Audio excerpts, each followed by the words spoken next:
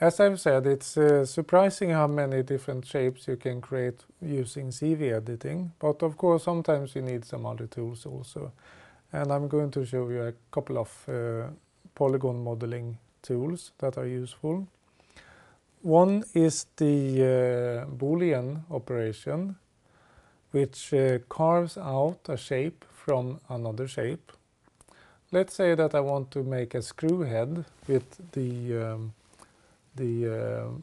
line, the opening on the top. I can start with a polygon primitive sphere. Since it is supposed to be a screw head, I don't need that very much detail on it. So I use quite a few polygons.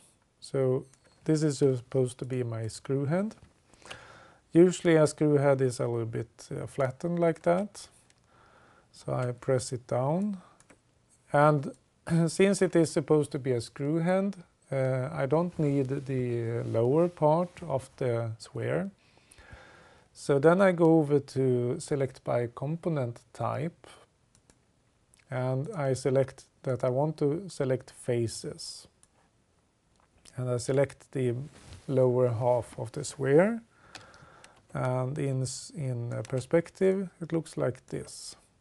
And if I press delete now, the lower part of the geometry will be deleted. So this is the top of my screw head. And then in order to do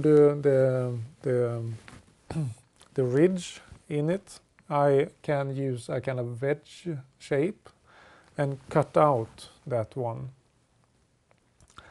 A wedge shape I can use a cube to create. So I create a cube here. And then I use the different views here to reshape and realign the cube.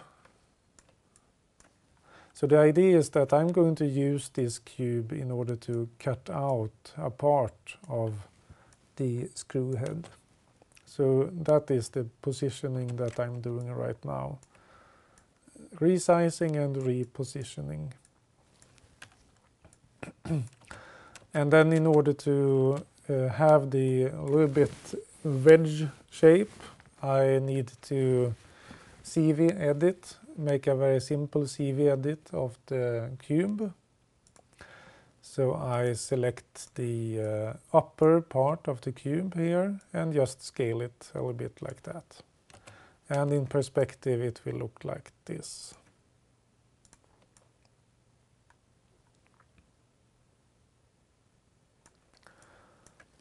So I select the screw head and the wedge shape, and then I go to Mesh, Boolean and Difference. And the result is this, which looks pretty much like a screw head. One trouble here when I do this kind of operation is that the pivot point, the rotation point of the new geometry is located in the origo.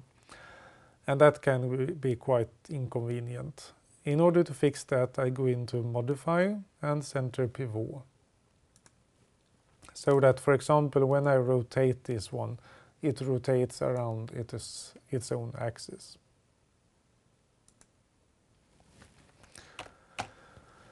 Another useful tool when polygon modeling is the extrude. I start with my cube again, but this time I make it into 3 divisions along the length, for example. So I get this kind of cube. What I can do now is that I select one of the faces and extrude it. If I want to make a T shape, for example, I select one of the faces. And since I want to select one of the faces or polygons, I need to go over to the Select by Component type, or Select by Component mode. I select faces here, since it is faces I want to select, and I select that one. If I select the opposite face here, the same extrusion will be done in both directions. So I can show how that looks.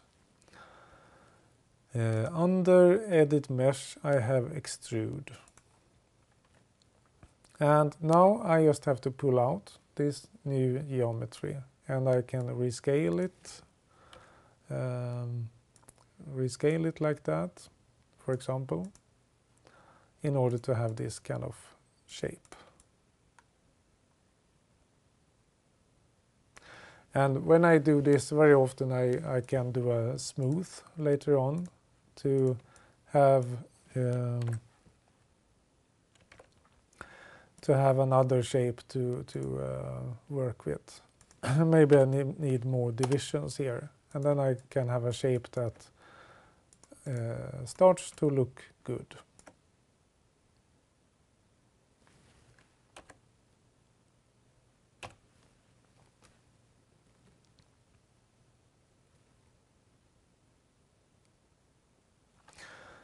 And finally, another very important tool is the split polygon tool. If I create my cube here again, as you see, it have 3 divisions. But let's say that I want to add more divisions in order to create more polygons. For example, on this side here, if I wanted to have more polygons, then I can use a tool that is called the Cut Faces tool. But I need to start with selecting a face. I go over to Select by Component mode and select this face. In order to make a straight cut, it's very useful to go over to one of the orthogonal views. The face is still selected, as you see here. And I go to Cut Faces tool, and then I can cut this face. If I press down Shift, it will align itself to the horizontal. So I can make horizontal cuts, or I can make diagonal cuts like this also. And if I look at this in the perspective view, I will have more polygons here to manipulate.